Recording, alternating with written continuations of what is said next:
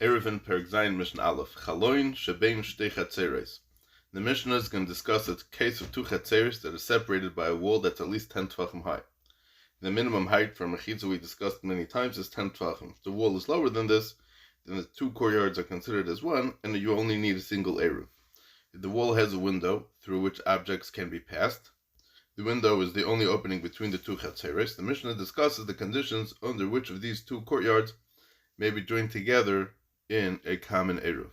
So chalon shebein shtei chatzeros, and there's a window in a wall between two chatzeros, arba al arba b'sei chasara, if the window is at least 4 tvachim by 4 tvachim in size and within 10 tvachim of the ground, Arvin Shnaim, then the residents of the two courtyards may make two independent eruvs if they wish.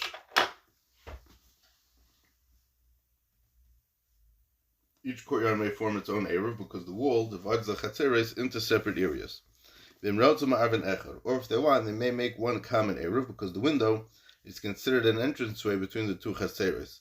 Since the window is both large enough and close enough to the ground to be used conveniently as an entranceway between the two chatzeros, meaning that they would normally pass items through the window, they may be considered one unit and joined together in a single eruv.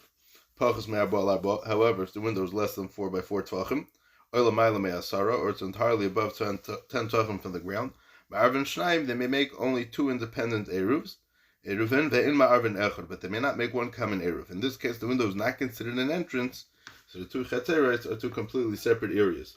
A window that is smaller than 4 tvachim by 4 tvachim is not easily used as an entranceway for one chatzor to the other.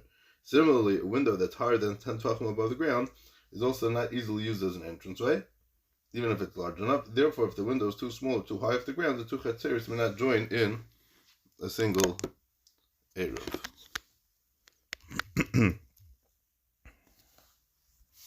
Mishnah Beis. You have a wall between two chatzeros that's 10 tvachim high and 4 tvachim thick. Ma'arben shnayim, the resident of the two chatzeros may make two independent eruvin, ve'en ma'arben echad, but they may not make one common eruv because the wall completely separates the two chatzeros.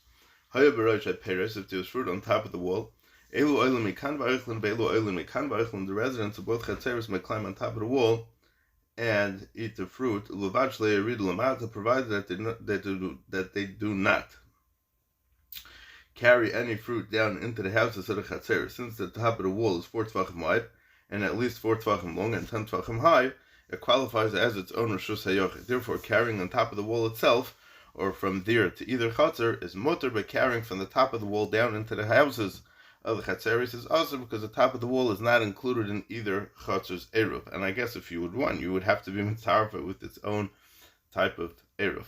Nifrat hakoisel, if the wall was breached, part of the wall collapsed, ad eser amis, up to a length of 10 amis, ma'arben shnaim, the residents of the two chatzeros may make two independent eruvin, v'nrotu ma'arben echad, or if they want, they may make one eruv, m'pnei shu kapesach, because the breach is like an entranceway. Since the entranceway is a common part of the wall, the partition remains valid. However, if the breach is wider than 10 amis, ma'arben echad, ve'en ma'arben shnayim, the residents must join in one eruv, but they may not make two independent eruvin. A breach wider than 10 amis is too large to be considered an entranceway, as we spoke previously in the Masechta, and thus invalidates the mechitza. Therefore, the courtyards are considered one area, and if the residents want to make an eruv, they must join in one eruv for both chatzeros.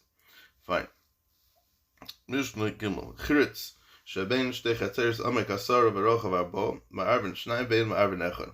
There's a ditch that separates between two chatzeros. It's 10 tvachim deep and 4 tvachim wide. Me'arben shnayim ve'en ma'arben echad. The residents of the two chatzeros make two independent eruvin, but they do not make one eruv. A ditch this size completely separates the two chatzeros, since it's considered like a wall or mechitza that's 10 tvachim high between them. Therefore, they may join only with two independent eruvin. Avamale kashek teven. This is so. Afilu male kashek teven. This is so even if the ditch is filled with stubble or straw. Although the ditch is filled in, we assume that the stubble or straw is being stored temporarily and will eventually be removed. Therefore, it does not invalidate the partition. Male afar oitzreris. However, if the ditch is filled with earth or pebbles, ma'arben echad ve'en ma'arben shnayim. They may make one eruv, but they may not make two independent eruvin. Since the earth or pebbles will likely remain in the ditch is considered filled in and no longer creates a mechitza between the two chatzeros. Hence, they may be regarded as one and cannot join in two separate eruvin. Mishnah Dalet. Nasan aleho neser shu rochav arba tvachim. if one placed a board that's 4 tvachim wide over the ditch so that it serves as a bridge connecting the two chatzeros, and similarly, if there are two balconies each facing each other across the Rishus Rabbim, they're connected by a 4 tefach wide board over the Rishus Rabbim. Ma'arben Shnayim, they may make two independent Eiruvin, or if they want, they can even make one Eruv because the board serves as an entranceway connecting the two areas, the residents of the Chatzeres on either side of the ditch, or the residents of the houses on either side of the street, with the balconies separated by Rishus Rabbim, may join in a common Eruv because they're connected by a bridge. Pachas Mikan, however, if the board is less than 4 tvachim wide, Ma'arben Shnayim, vein Ma'arben Echad, they may make two independent Eruvim, but they may not make one Eruv, since people are afraid to walk across a bridge that's narrower than 4 tvachim, does not serve as an entranceway connecting the two areas. Mishnah Matbein shebein shtei chatzeros. If you have a haystack that separates between two chatzeros, gavaya asar tvachim ma'arben shnai ve'en ma'arben echad. If it's 10 tvachim high, the residents of the chatzer may make two separate eruvin. Ve'en ma'arben echad, they may not make one eruv. The haystack is like a wall, since it's 10 tvachim high and it separates between two chatzeros along their entire boundary. They're considered completely separate from each other, and they must therefore make separate eruvin. Elu machilin mikan, ve'elu machilin mikan. Although the haystack separates them into two dependent eruvin, the residents in one chatzar may guide their animals to eat from this side of the haystack. Ve'elu machilin mikan, and the residents of the other courtyard may guide their animals to eat from the other side of the haystack. The residents do not have to be concerned. The residents of these chatzeres do not need to be concerned that their animals will eat so much straw without anyone noticing that the height of the haystack will shrink to less than 10 tvachim and no longer be considered a mechitza. This is because a mechitza is not considered invalidated until its height has been reduced to less than 10 tvachim, along a section wider than 10 amis, and it's highly unusual for animals to eat that much during one Shabbos. The Mishnah is matter the residents to guide their animals to the haystack by blocking them from going elsewhere. But they may not feed their animals from the haystack by hand, because when people feed their animals, they take larger amounts of food, and they may unwittingly invalidate the mechitza. They may not even lead the animals to the haystack because they may forget and take food from the haystack themselves. Therefore, they're only permitted to guard their animals by blocking them from going elsewhere. If before Shabbos the height of the haystack became less than 10 tvachim along the section wider than 10 amis, they may make one eruv, but they may not make two independent eruvin, since the haystack no longer qualifies as a mechitza. The two chatzeros are considered one, for which only a single eruv can be made. Mishnah Vav. The Mishnah now discusses the details of making a shtufei mavos.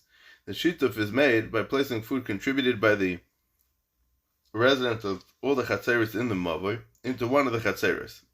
Since it's a tircha to collect the required food from all the households whose courtyards are open to the alley, the Mishnah describes a more convenient solution. So, what's a practical way to make shtufei mavos?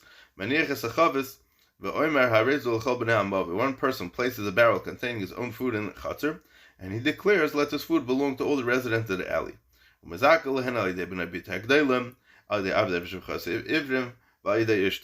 And he may grant ownership to the food to all and he may grant ownership of the food to them, even through his adult son or daughter, or through his Jewish eved or shivcha, and through his wife. Any one of these can act as a shliach for all the residents of the alley to acquire the food on their behalf.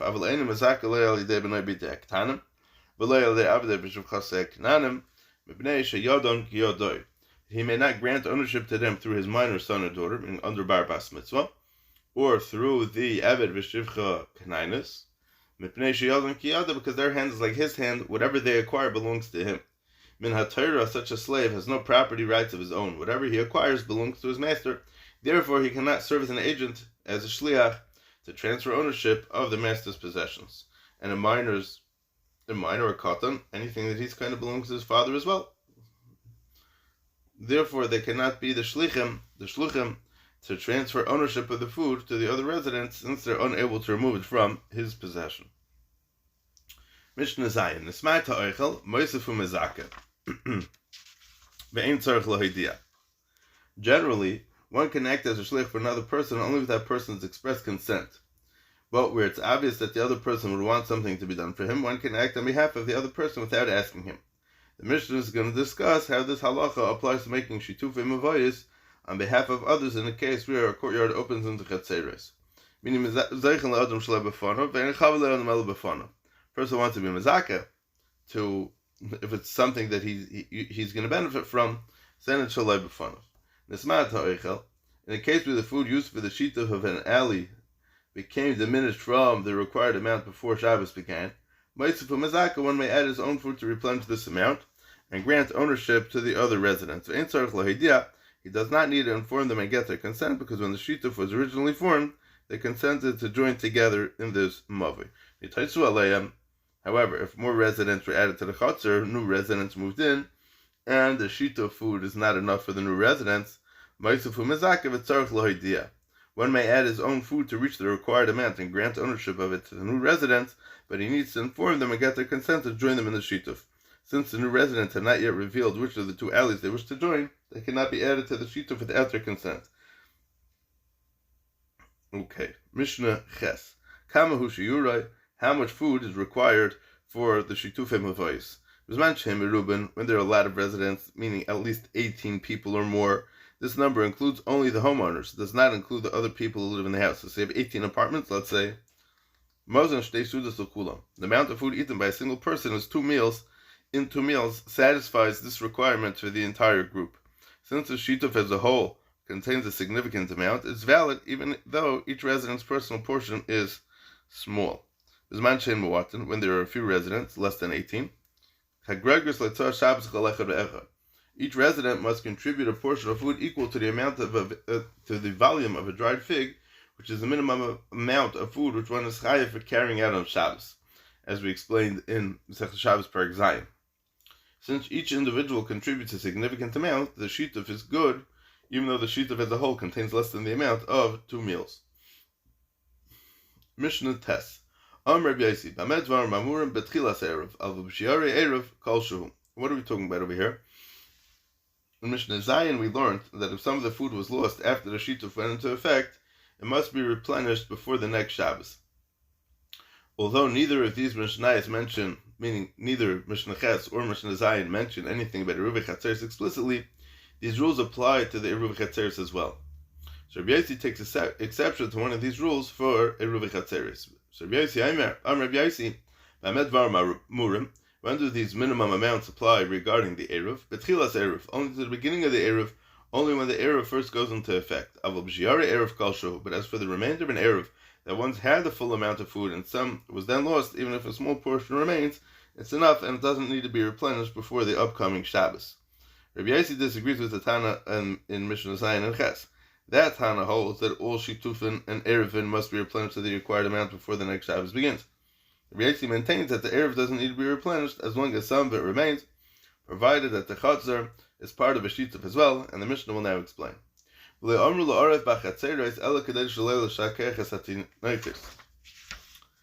the reason why the Chachamim were masakin that the residents must make a Iruvei Chatzeres when they already have a shituf was so that their children should not forget the Hilchas Iruvei Chatzeres.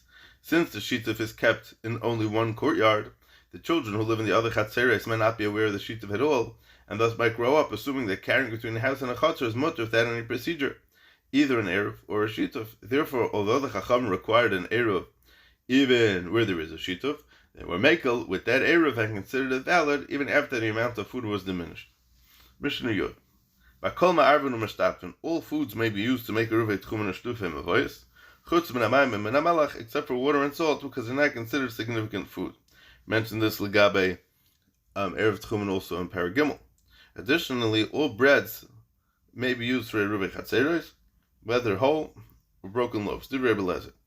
That's what Rebbe Lezer says. Only a whole loaf of bread may be used for Erev Chatzeres, not a broken loaf.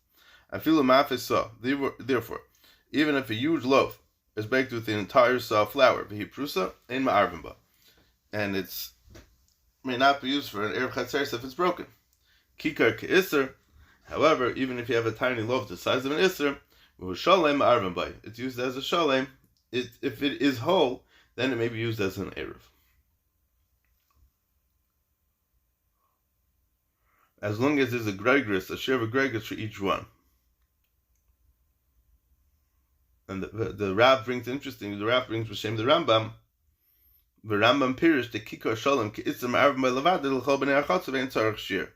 You don't need a shir. I mean, you could have a very large amount of people with a very, very small challah roll, and it's fine because everyone has a schus in it. Mishnah Yud Aleph.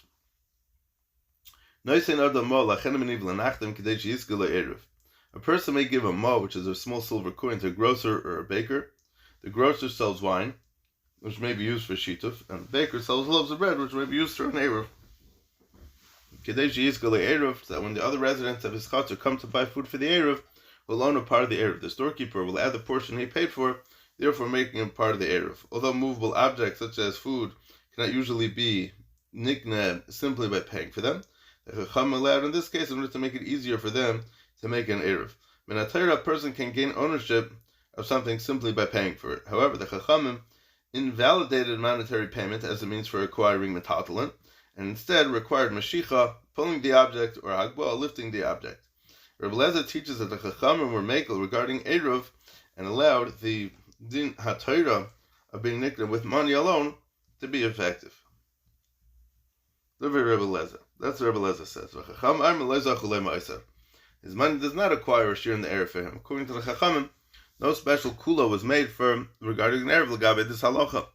Therefore, the portion the storekeeper gave in his behalf never belonged to the person who gave them up, and he thus has no share in the eruv.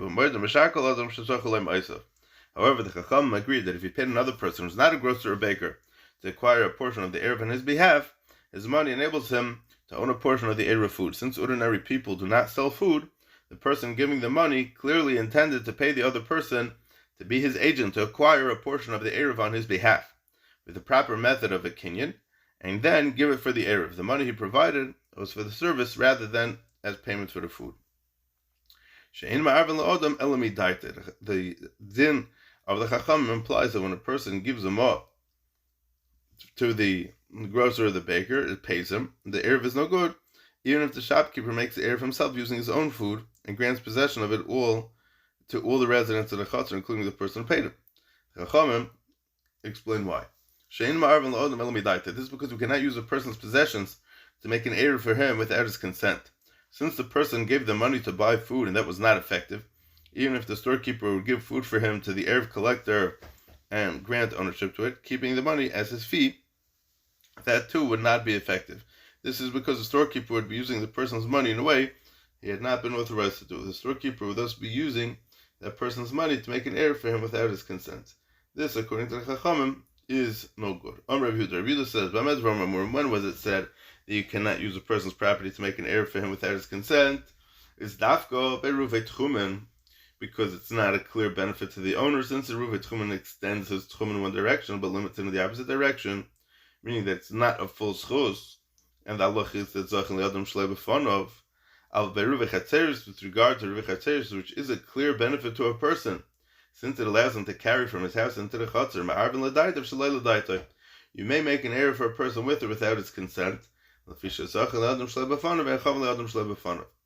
halacha is that we may benefit a person without his consent, but you may not disadvantage a person without his consent. This is a halacha that applies to all areas.